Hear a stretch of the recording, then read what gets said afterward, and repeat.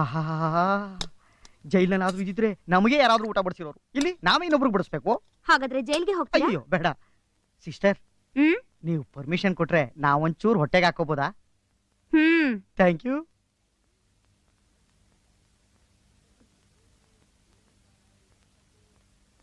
ಮುಖ್ಯಾಂಶಗಳು.